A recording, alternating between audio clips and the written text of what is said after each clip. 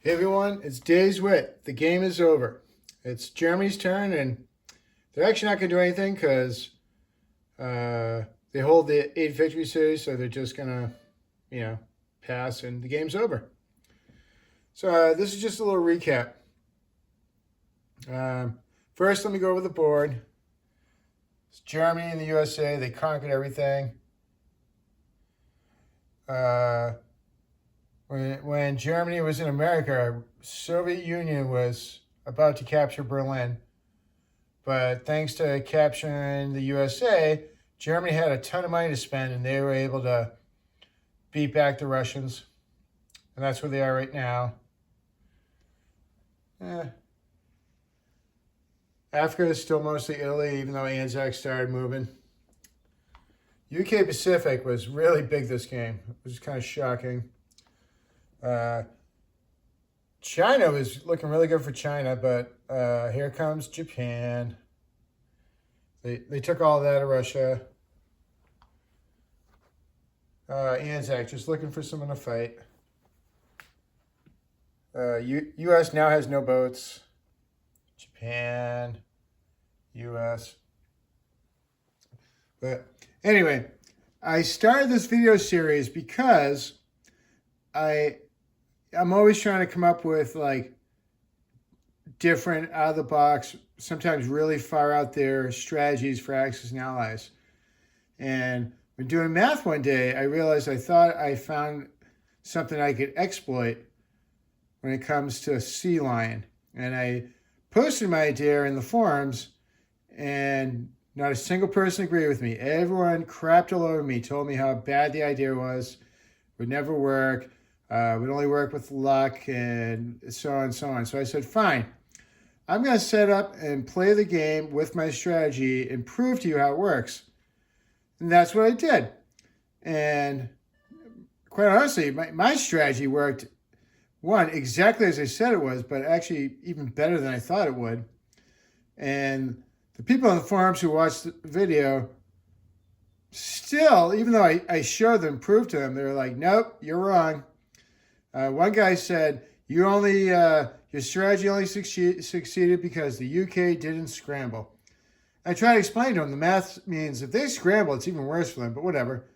And most of the other people were saying, like, the only reason that worked is because you had extremely lucky rolls, and for some reason I also got a lot of low luck battles. Like, what does that even mean?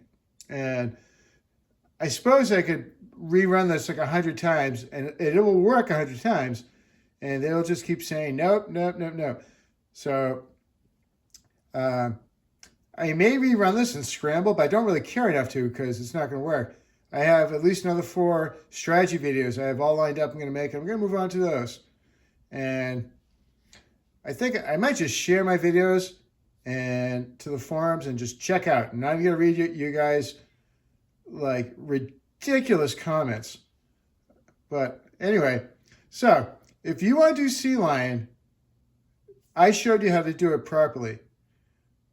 Low luck battles in the Germany turn 1. Those aren't low luck to me. Those are like, it's a little even, but I'm still favored by like 55% or 60%, and I'm fine with that. I'm going to go with that. If I lose, that's fine because my strategy will still work.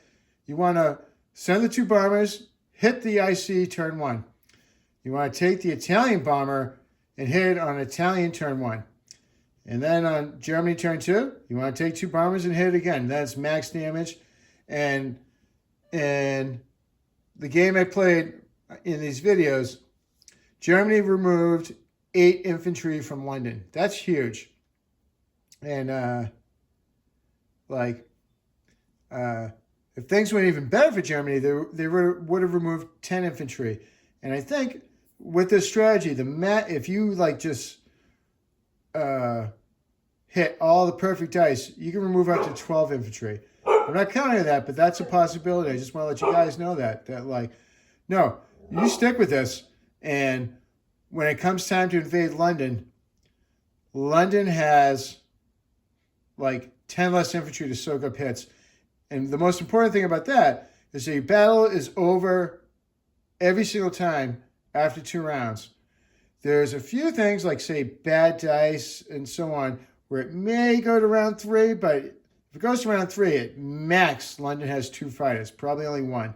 So if you want to do Sea Lion, do this strategy. And when I did this strategy, like, I could have just, hey, I'm just going to do England, Germany, not really worry about the rest of the world. But I played the whole game, and I decided that if I was ever going to do Sea Lion, I had a Japanese strategy I was going to enact at the same time in partnership with Germany's Sea Lion attack, which was,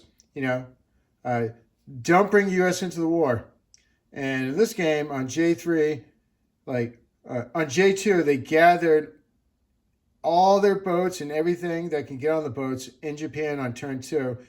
And then they invaded Alaska and Western Canada, and they set up a row of destroyers as blockers, so Japan would hold Alaska for at least 2 turns so they could drop what I did. I dropped not only a factory, but also an airport and a naval base.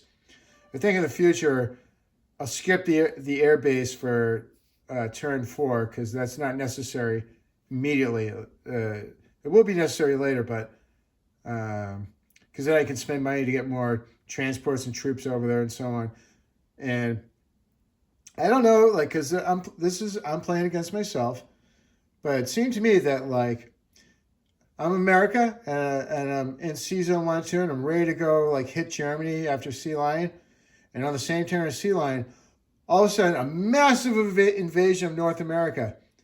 Pretty sure I actually I knew what I was doing, but I still had that kind of panicky moment of holy crap, get everyone to the West Coast. We need to get Japan out of here.